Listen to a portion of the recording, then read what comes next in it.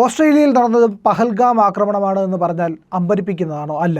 കാരണം പഹൽഗാമിൽ നടന്ന അതേ രീതിയിൽ തന്നെയാണ് ഓസ്ട്രേലിയയിലും ആക്രമണം നടത്തിയത്. പഹൽഗാമിൽ എങ്ങനെയാണ്? എല്ലാവരും ഉണ്ടായിരുന്നു. മുസ്ലിങ്ങളുണ്ടായിരുന്നു, ഹിന്ദുക്കളുണ്ടായിരുന്നു, ക്രിസ്ത്യാനികളുണ്ടായിരുന്നു. അപ്പോൾ ആ മുസ്ലിങ്ങളെ തിരഞ്ഞുപിടിച്ച് അവരാണെന്ന് ഉറപ്പുവരുത്തി വസ്ത്രം മാറ്റി പരിശോധിച്ചതിന് ശേഷമാണ് പഹൽഗാമിൽ കൊല നടത്തിയത്.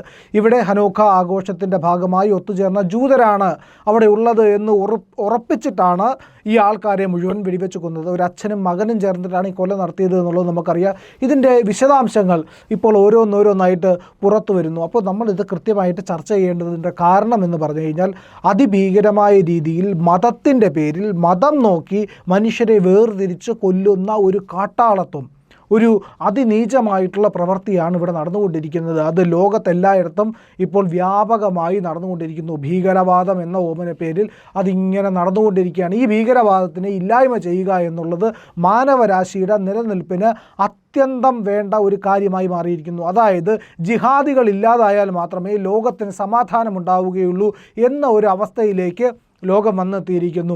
ഏതെല്ലാം വെടിവയ്പ് നടക്കുന്നുണ്ടോ അതിനെല്ലാം പിന്നിൽ ഒരു ജിഹാദിയാണ് എന്നുള്ളത് കൃത്യമായിട്ട് അറിയാൻ കഴിയുന്നുണ്ട്. പഹൽഗാം മോഡൽ ആക്രമണമാണെന്ന് പറഞ്ഞു കഴിഞ്ഞു. അവരെ മതം കണ്ടിട്ടാണ് വെടിവെച്ച് കൊന്നത്, മതം അറിഞ്ഞിട്ടാണ്, അവർ ജൂതരാണ് എന്ന് ഉറപ്പുവരുത്തിയ ശേഷമാണ് വെടിവെച്ച് കൊല്ലുന്നത്. അതുപോലെ തന്നെ മുസ്ലിങ്ങളാണ് എന്നുള്ളത് മനസ്സിലാക്കിയതിന് ശേഷമാണ് കൊല്ലുന്നത്. പഹൽഗാമിൽ ഇത് തന്നെയല്ലേ സംഭവിച്ചത്? വലിയ വ്യത്യാസം എന്തെങ്കിലും ഉണ്ടായിരുന്നു? അപ്പോൾ ബോണ്ടി ബീച്ചിൽ നടന്ന അവിടെ ടൂറിസ്റ്റുകളായി എത്തിയ ജൂത വിഭാഗത്തിൽപ്പെട്ട ഹനൂഖ എന്ന് പറയുന്ന BC 2-ാം നൂറ്റാണ്ടിലെ ഒരു ദേവാലയത്തിൻ്റെ പുനഃപ്രതിഷ്ഠയുടെ ആഘോഷമാണത്. അപ്പോൾ അതിലിങ്ങനെ 8 കാലുകളുള്ള ഒരു മെഴുകുതിരി വിളക്ക് കത്തിക്കുന്ന ആഘോഷമൊക്കെ ഉണ്ട്. അപ്പോൾ അത് കുട്ടികൾ അവിടെ ആ സമയത്ത് പമ്പരം കറക്കി കളിക്കുകയും വിനോദത്തിൽ ഏർപ്പെടുകയൊക്കെ ചെയ്യുന്ന പഴയ കാലത്തെ ആചാരങ്ങളും അതിനോടൊപ്പം ഉണ്ടായിരുന്നതാണ്. ഹനൂഖ ആഘോഷം വലിയ ആഘോഷമാണ് ജൂതരെ സംബന്ധിച്ചിടത്തോളം. അപ്പോൾ ഇത്തരത്തിൽ ജൂതരുടെ ഒരു ആഘോഷവേള നടക്കുമ്പോൾ അവിടെ ആക്രമിക്കുക. നമുക്കറിയാം, ഈ പറയുന്ന ഇസ്രായേലിൽ ആക്രമണം നടത്തിയ സമയത്തും ഇതുപോലെ ജൂതരുടെ ആഘോഷവേളയാണ് ഭീകരവാദികൾ തിരഞ്ഞെടുത്തത്. ഇവിടെയും ഭീകരവാദികൾ അതേ ആഘോഷവേള തിരഞ്ഞെടുത്തിരിക്കുന്നു ജൂതരെ കൊല്ലാനായിട്ട്. അപ്പോൾ ജൂതരെ മാത്രം ലക്ഷ്യം വെച്ചുകൊണ്ട് ഒരു തീവ്രവാദി അയാളുടെ മകനെയും കൂട്ടി വന്നിട്ടാണ് വെടിവെച്ച് കൊല്ലുന്നത്. സാജിദ് അക്രമും നവീദ് അക്രമും, ഈ 2 പേരാണ്. ഈ സാജിദ് അക്രം എന്ന് പറയുന്നത് പൂർവ്വകാലത്ത് ഇന്ത്യയിലുണ്ടായിരുന്നതാണ്. ഏതാണ്ട് 28 വർഷം മുമ്പ് ഹൈദരാബാദിൽ നിന്ന് പോയ ആളാണ്. നമ്മൾ ഈ പറയുന്ന ഡൽഹി സ്ഫോടനം നടന്ന സമയത്ത് നമ്മളൊരു യൂണിവേഴ്സിറ്റിയുടെ പേര് കേട്ടിരുന്നു, അൽ-ഫലാ യൂണിവേഴ്സിറ്റി. അവിടെയാണ് ബോംബ് നിർമ്മിച്ചത്. അതിൻ്റെ ലാബിലാണ് ഈ പറയുന്ന ബോംബിന് വേണ്ട പ്രവർത്തനങ്ങളെല്ലാം അവർ ചെയ്തതും IED അടക്കമുള്ള കാര്യങ്ങൾ നിർമ്മിക്കാൻ വേണ്ടിയിട്ടുള്ള പരീക്ഷണങ്ങളെല്ലാം നടത്തിയത്. അപ്പോൾ കേട്ട പേരാണ് അൽ-ഫലാ യൂണിവേഴ്സിറ്റി എന്ന് പറയുന്നത്. അതുപോലെയാണ് ഇപ്പോൾ ഒരു പേര് കേൾക്കുന്നത്, അൻവർ ഉലും കോളേജ്. ആ കോളേജ് എന്ന് പറയുന്നത് ഹൈദരാബാദിലെ ഒരു കോളേജാണ്. ആ കോളേജിൽ നിന്നാണ് ഈ പറയുന്ന സാജിദ് അക്രം പഠിച്ചത്. അവിടെയാണ് പഠിച്ചത്. അവിടെ നിന്നാണ് ഓസ്ട്രേലിയയിലേക്ക് പോയത്. സ്വാഭാവികമായിട്ട് ഈ പേര് കേൾക്കുമ്പോൾ തന്നെ നമുക്ക് ചില സംശയങ്ങളൊക്കെ ഉണ്ടാകും. അൻവർ ഉലൂം കോളേജ് എന്ന് കേൾക്കുമ്പോഴത്തേക്കും നമുക്കറിയാമല്ലോ ആര് നടത്തുന്നതാണ്? ഇസ്ലാമിക സ്ഥാപനമാണ്. ഇസ്ലാമിക സ്ഥാപനമായതുകൊണ്ട് തന്നെ ഇയാളിൽ ആദ്യഘട്ടത്തിലുള്ള തീവ്രവാദത്തിൻ്റെ വിത്തുകൾ മുളപ്പിച്ചിരിക്കുന്നത് ഒരുപക്ഷെ ഇവിടെ നിന്നായിരിക്കാം, ഇല്ലെങ്കിൽ കുട്ടിക്കാലത്ത് പഠിച്ച മദ്രസകളിൽ നിന്നായിരിക്കും. അപ്പോൾ എന്തായാലും അൻവർ ഉലും കോളേജിനെ പറ്റിയും ഇപ്പോൾ വലിയ തോതിൽ ചർച്ച നടക്കുന്നുണ്ട്. അവിടെ എന്താണ് പഠിപ്പിക്കുന്നത്, അവിടെ എന്തൊക്കെയാണുള്ളത്, ഏതൊക്കെ സംഘടനകൾ അവിടെ പ്രവർത്തിക്കുന്നുണ്ട്, ഏതൊക്കെ രീതിയിലുള്ള ആൾക്കാർ അവിടെ ഉണ്ട്, അവിടെ ഉള്ളവരാരെങ്കിലും സസ്പെക്ട് ലിസ്റ്റിൽ പെട്ടവരാണോ, അവരുടെ ചരിത്രം എന്താണ്, അവിടെ നിന്ന് പഠിച്ചിറങ്ങിയ മറ്റ് തീവ്രവാദികളുണ്ടോ, അവരാരെങ്കിലും പൊട്ടിത്തെറിക്കപ്പെട്ടിട്ടുണ്ടോ, ഇല്ലെങ്കിൽ ആൾക്കാരെ കൊന്നിട്ടുണ്ടോ? ഇത്തരത്തിൽ ഈ പറയുന്ന അൽ-ഫലാ യൂണിവേഴ്സിറ്റിയെ പോലെ അൻവർ ഉലും കോളേജിനെ പറ്റിയിട്ടും വലിയ തോതിൽ ചർച്ചകൾ സോഷ്യൽ മീഡിയയിൽ സജീവമാണ്. അതോടൊപ്പം തന്നെ വിവിധ ഏജൻസികൾ ഈ കോളേജാണോ ഇയാളുടെ പ്രാഥമികമായിട്ടുള്ള തീവ്രവാദ തുരയ്ക്ക് വിത്തുപാകിയത് എന്നുകൂടി അന്വേഷിക്കുന്നുണ്ട്. ഇതിനകത്ത് പ്രധാനപ്പെട്ട ഒരു കാര്യം, ഈ ബോണ്ടി ബീച്ചിലെ ആക്രമണം നടത്തുന്ന ഈ പ്രതികൾ ആദ്യഘട്ടത്തിൽ ഇവർ സ്വാധീനിക്കപ്പെട്ടത് ഇസ്ലാമിക് സ്റ്റേറ്റിൽ നിന്നാണ് എന്ന് പറയുന്നുണ്ട്. ഇസ്ലാമിക് സ്റ്റേറ്റിൽ നിന്ന് വലിയ തോതിൽ തീവ്രവാദത്തിലേക്ക് സ്വാധീനിക്കപ്പെട്ടു. അതിനു മുമ്പ് എവിടെ നിന്ന് സ്വാധീനിക്കപ്പെട്ടു? എങ്ങനെ ഇസ്ലാമിക് സ്റ്റേറ്റിലേക്ക് എത്തി? ഇസ്ലാമിക് സ്റ്റേറ്റിലേക്ക് എത്താനായിട്ട് ഒരു ഉയർന്ന തലത്തിലേക്ക്, ഒരു ഉയർന്ന തീവ്രവാദ തലം, അതായത് ഭീകരൻ്റെ ഏറ്റവും ഉന്നതമായിട്ടുള്ള അവസ്ഥയാണല്ലോ IS എന്ന് പറയുന്നത്. അപ്പോൾ ആൾക്കാരെ കൊല്ലുന്ന ഏറ്റവും മൃഗീയമായ ജീവിതാവസ്ഥ സ്വയം തിരഞ്ഞെടുക്കുന്ന ഈ ഭീകരവാദികൾക്ക് വിത്തുവാകാനായിട്ടുള്ള ഒരു സ്റ്റേജ് എവിടെയോ ഉണ്ടായിട്ടുണ്ട്. അത് ഈ പറയുന്ന അൽഫല യൂണിവേഴ്സിറ്റിക്ക് സമാനമായി അൻവർ ഉൽ ഉലൂം കോളേജിലാണോ ഇയാൾക്ക് അതിനുള്ള പ്രേരണ ലഭിച്ചത് എന്നുള്ള സംശയം ഇവിടെ വരുന്നുണ്ട്. ഇയാളുടെ മകൻ നവീദ് അക്രം തുടങ്ങി ഈ രണ്ടുപേരും കൂടെ ചേർന്നിട്ടാണ് ഈ ഷോട്ട് ഗണ്ണുകൾ പോലത്തെ സമാനമായിട്ട് ഓസ്ട്രേലിയ എന്ന് പറഞ്ഞു കഴിഞ്ഞാൽ തോക്കുകളൊക്കെ വാങ്ങിക്കാൻ കിട്ടും അമേരിക്കയിൽ പോലെ തന്നെ. അപ്പോൾ ഇത്തരത്തിലുള്ള ഗണ്ണൊക്കെ ഒപ്പിച്ച് അവിടുത്തെ ജനങ്ങളെ വെടിവെച്ച് കൊല്ലാനായിട്ട് തീരുമാനിച്ചത് ഈ ഒരു അവസരത്തിലാണോ എന്നുള്ളത്, ഈ ഒരു ട്രെയിനിങ്ങിൻ്റെ ഭാഗമാണോ എന്നുള്ളത്. അപ്പോൾ ഇവർക്ക് ഈ തോക്ക് കിട്ടിയാലും, സാധാരണഗതിയിൽ നമ്മളെപ്പോലുള്ള മനുഷ്യർക്കൊക്കെ ഒരു തോക്ക് കിട്ടിയാലും അങ്ങനെ വെടിവെക്കാനൊന്നും അറിയില്ല, അഥവാ വെടിവെച്ചാൽ തന്നെ കൃത്യമായിട്ട് കൊള്ളണമൊന്നുമില്ല. അപ്പോൾ ഒരു തോക്ക് കിട്ടിയ ആ തോക്ക് പരിശീലിക്കാനായിട്ടൊരു സ്ഥലം വേണമല്ലോ. ഇവർ ഈ പറയുന്ന ഒളിമ്പിക്സിന് വേണ്ടി പ്രാക്ടീസ് ചെയ്തിരുന്ന ഷൂട്ടർമാരൊന്നുമല്ലല്ലോ ഇവരപ്പോൾ. ഈ തോക്ക് കിട്ടിയവർക്ക് വെടിവെച്ച് കൃത്യമായിട്ട് 15ഓളം പേരെ വെടിവെച്ച് കൊല്ലാനും 10-25ഓളം പേരെ ആശുപത്രിയിലാക്കാനും പറ്റിയ രീതിയിൽ ആക്രമണം നടത്തണമെങ്കിൽ അതിന് വിശദമായിട്ടും കൃത്യമായിട്ടുമുള്ള ട്രെയിനിങ് ലഭിക്കണം. ആ ട്രെയിനിങ് എവിടെ നിന്ന് ലഭിച്ചു എന്നുള്ളൊരു ചോദ്യമുണ്ട്. അപ്പോഴാണ് ഒരു ഉത്തരം അതാ വരുന്നത്. നവംബർ 1 മുതൽ 28 വരെ അച്ഛനും മകനും ഈ പറയുന്ന സാജിദ് അക്രമും അയാളുടെ മകൻ നവീദ് അക്രമും തന്തയും മോനും കൂടെ ഫിലിപ്പൈൻസിൽ പോയി.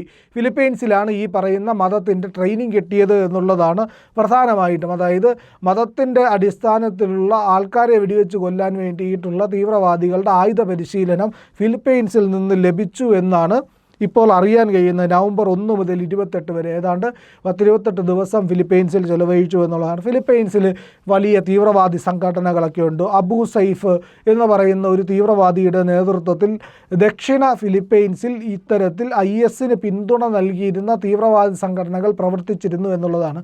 അപ്പോൾ അവിടെ പോയിട്ടാണ് ഈ വെടിവയ്പ്പിനുള്ള പരിശീലനം നേടിയത്.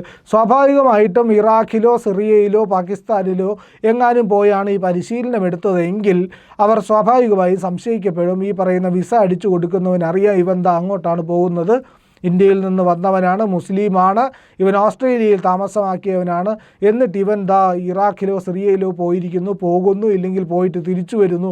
സ്വാഭാവികമായും റഡാർ സ്കാനിൽ പെടും, തിരിച്ചറിയപ്പെടും, ഇല്ലെങ്കിൽ പിടിക്കപ്പെടും എന്നുള്ളത് കൊണ്ടാണ് ഫിലിപ്പൈൻസിൽ പോയി പരിശീലനം എടുത്തത് എന്നുള്ളത് സ്വാഭാവിക കാര്യമാണ്. അങ്ങനെ ഫിലിപ്പൈൻസിൽ പോകുന്നു, അവിടെ നിന്ന് ആയുധ പരിശീലനം കിട്ടുന്നു. ആ ആയുധ പരിശീലനം നേടി പിതാവും മകനും തിരിച്ച് ഓസ്ട്രേലിയയിൽ തിരിച്ചെത്തിയിട്ട് ചുമ്മാ തരുന്നില്ല. വീട്ടിൽ നല്ല കറുത്ത തുണിയെടുത്ത് വലിയ രീതിയിൽ വലിച്ചു കെട്ടി അതിൽ IS-ൻ്റെ ഒരു പതാക ഉണ്ടാക്കുന്നു. ആ പതാക അവരുടെ കാറിൽ സൂക്ഷിക്കുന്നു.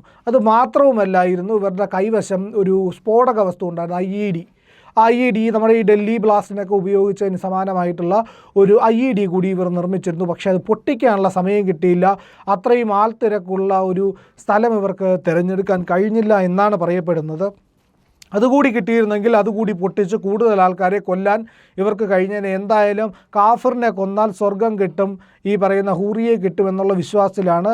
ഹൂറിയെ കാണാനായിട്ട് സാജിദ് അക്രം പോയിട്ടുണ്ട്. പക്ഷേ നവീദ് അക്രം അവിടുത്തെ പോലീസിൻ്റെ പിടിയിലാണ്. അവർ ഹൂറിയെ നന്നായി കാണിച്ചു കൊടുക്കുന്നുണ്ടായിരിക്കും എന്നുള്ളത് നമുക്ക് മനസ്സിലാക്കാം. അപ്പോൾ ഇത്തരത്തിലാണ് ഓസ്ട്രേലിയയിൽ നടന്ന ആക്രമണത്തിൻ്റെ കൂടുതൽ വിശദാംശങ്ങൾ വന്നുകൊണ്ടിരിക്കുന്നത്. ഫിലിപ്പൈൻസിലാണ് ഇവർക്ക് ട്രെയിനിങ് കിട്ടിയത് എന്നുള്ളത് ഏറ്റവും നടുക്കുന്ന ഒരു കാര്യമാണ്. കാരണം മുമ്പ് വലിയ തോതിൽ തന്നെ ഫിലിപ്പൈൻസ് തീവ്രവാദത്തിൻ്റെ റഡാറിൽ വന്നിട്ടില്ല എന്നുള്ളതാണ്. ഇപ്പോൾ നമുക്കറിയാവുന്ന കാര്യം, നമ്മുടെ ഇന്ത്യയുടെ അതിർത്തി പങ്കെടുക്കുന്ന മ്യാൻമാറിലൊക്കെ ഇത്തരത്തിലുള്ള ഭീകര സംഘടനകൾ ഈ റോഹിംഗ്യകളുടെ മുൻകാല, അതായത് റോഹിംഗ്യകൾ അഭയാർത്ഥികളും ആരുമില്ലാത്തവരും അശരണവരുമായിട്ട് ആൾക്കാരുടെ മുന്നിൽ കൈനീട്ടി കഴിയുന്നതിന് മുമ്പ് അവർക്കൊരു ഞാൻ ഇത്രയും നാളിങ്ങനെ ജീവിച്ചു, ഇതിന് മുമ്പ് എന്തായിരുന്നു അറിയില്ലല്ലോ എന്ന് ചോദിക്കും പോലെ സിനിമയിലെ ഡയലോഗ് പോലെയാണ് റോഹിംഗ്യകളായിട്ട് ഇപ്പോൾ തെണ്ടി നടക്കുന്നുവെങ്കിൽ ഇതിന് മുൻപ് ഞാൻ നല്ല ഉശിരുള്ള തീവ്രവാദിയാണ്, നല്ല രീതിക്ക് അടികിട്ടി പദം വന്നതുകൊണ്ട് ഇപ്പോൾ പിച്ചെടുത്ത് ജീവിക്കുന്നു എന്നുള്ളതാണ് റോഹിംഗ്യകൾ പറയാറ്. അപ്പോൾ അതേപോലെ റോഹിംഗ്യകളെ പോലെ സമാനമായിട്ട് ഈ പറയുന്ന റോഹിംഗ്യകൾക്ക് മുമ്പുണ്ടായിരുന്നത് ആയിട്ടുള്ള തീവ്രവാദികൾ ഈ പറയുന്ന നമ്മളുടെ ഈ കിഴക്കൻ രാജ്യമായിട്ടുള്ള നമ്മുടെ ഇന്ത്യയുടെ വടക്ക് കിഴക്കൻ സംസ്ഥാനങ്ങളോട് ചേർന്ന് കിടക്കുന്ന രാജ്യത്ത് ഉണ്ടായിരുന്നു എന്നുള്ളതാണ്. അവിടെ തീവ്രവാദ പ്രവർത്തനം ഉണ്ടായിരുന്നു. ആ തീവ്രവാദമൊക്കെ പിന്നീട് തടയപ്പെട്ടു, നശിപ്പിക്കപ്പെട്ടു. പിന്നീട് ഈ ഫിലിപ്പൈൻസിലും തായ്ലാൻഡിലുമൊക്കെ ചില ഭാഗങ്ങളിലുണ്ട് എങ്കിലും അത്രയ്ക്ക് സജീവമല്ലായിരുന്നു. ഇപ്പോൾ എന്തായാലും അവിടെ ഭീകരപ്രവർത്തനം അല്ലെങ്കിൽ ഭീകരർക്ക് പരിശീലനം കൊടുക്കുന്ന കേന്ദ്രങ്ങൾ സജീവമാണ് എന്നുള്ളതിൻ്റെ സൂചനകളാണ് ഈ വാർത്തയിലൂടെ വരുന്നത്.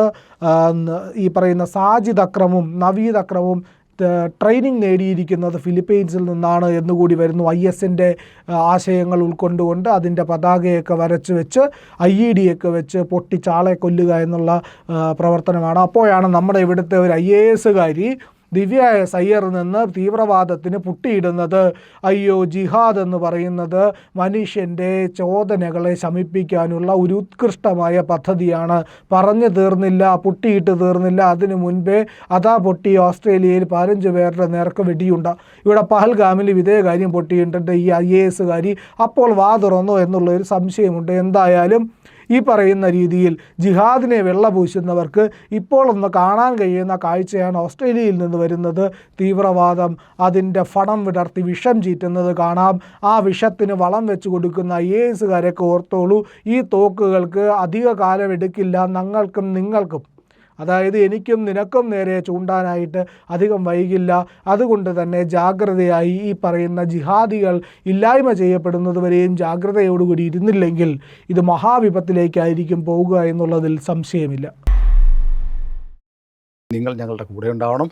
നിങ്ങൾ ഞങ്ങളുടെ വീഡിയോ കണ്ടാൽ മാത്രം പോരാ, നിങ്ങൾ ഇത് കണ്ടതിന് ശേഷം ചാനൽ തുറന്നിട്ട് സബ്സ്ക്രൈബ് എന്നുള്ള ബട്ടൺ അമർത്തണം, ആ ബെല്ലൈക്കണം ഒന്ന് അമർത്തണം. എങ്കിൽ മാത്രമേ ഇന്ത്യ ലൈവിന് ഇത് തുടർന്ന് പറഞ്ഞുകൊണ്ടേ ഇരിക്കാൻ കഴിയൂ. കാരണം നമ്മുടെ വീഡിയോ ലക്ഷക്കണക്കിന് ആളുകൾ കാണുന്നുണ്ട്. ഓരോ ദിവസവും നമുക്ക് ഒരു 10 ലക്ഷത്തിന് മുകളിൽ റിയൽ ടൈം വ്യൂവർഷിപ്പ് നമുക്കുണ്ട്. പക്ഷേ സബ്സ്ക്രിപ്ഷൻ അത്രയും എത്തുന്നില്ല. കാരണം നിങ്ങളിത് കേട്ടിട്ട് കണ്ടിട്ട് നിങ്ങളങ്ങ് വിട്ടുപോകുകയാണ്. അതുകൊണ്ട് ഉറപ്പായും ചാനൽ തുറക്കുക, സബ്സ്ക്രൈബ് ബാർ നോക്കുക, അവിടെ ഒന്ന് വിരലമർത്തുക, പിന്നെ ഇടതുവശത്ത് കാണുന്ന ബെല്ലൈക്കണം ഒന്ന് അമർത്തിയേക്കുക.